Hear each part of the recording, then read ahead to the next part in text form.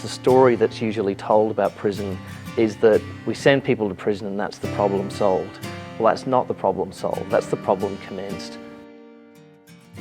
By sending people to prison, we're not necessarily addressing their health needs, we're not necessarily addressing the reasons why they went to prison in the first place. I've done probably over 1,000 prison health interviews. My takeaway from that is the vast majority of them are people with profound and complex physical and mental health needs. We know that the health system discriminates against people who have histories of incarceration.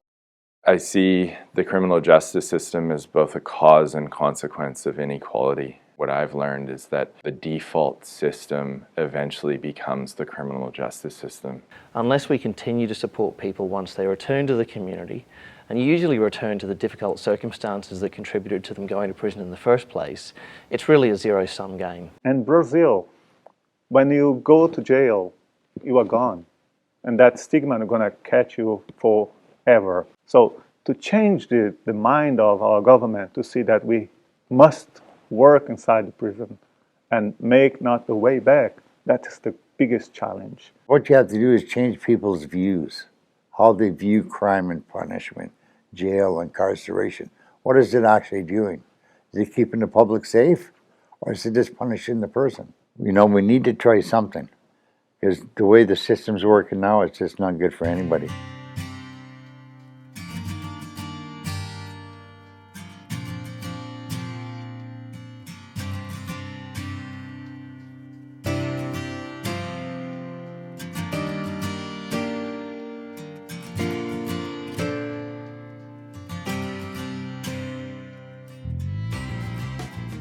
I call it a gathering of like minds, international scholars, correctional leaders, policymakers, practitioners. The room is filled with incredible leaders that are, making major changes in their home communities and countries. It's a very diverse group. Brazil, Haiti, Australia. We all have a common goal to improve the lives of people that have been formerly incarcerated or are currently incarcerated. There's a power when people come together and they not only collaborate, but they counsel together. It's really important to gather on an international stage and think big.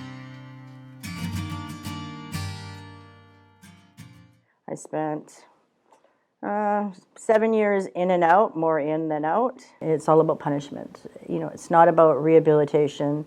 It's not about healing. I went through probably 30 years in and out of jail. They have an old school way of thinking. He committed a crime, he needs to pay his debt to society. Why should we offer him any kind of support or way not to come back? This is what's wrong with you and this is how we're gonna fix you. We have no say in what we think would be helpful for us.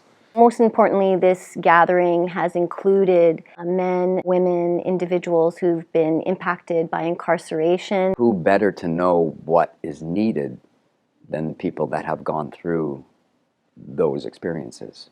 No one knows what it's like walking out of those gates the day you get released, what it feels like, and the feelings and the anxiety and everything that goes through your head than somebody who's gone through it already. We're the experts. This is actually the first international conference I've been at. I don't mind speaking up and talking a little bit about things that are close and dear to me. Hearing from people with lived experience, hearing intelligent, passionate people who, despite coming through enormous adversity, are here sharing their stories is incredibly inspirational, and hearing those real stories today has been really critical. Some of us are more willing to share than others. Maybe because we found that we speak about it, that it helps us and it helps other people. To hear people talking about the importance of storytelling and impacting people's hearts, not only their minds, really speaks to me. We have different backgrounds and experience, right? But in the end, we are just people. We all share the same vision, even if we have different systems, but we have the same goal. At the end of these 3 days, what you're going to have is a group of people who are already well informed with different types of expertise, whether that's lived experience, research, clinical work, policy, coming away with a shared plan, a shared agenda for starting to actually do things differently.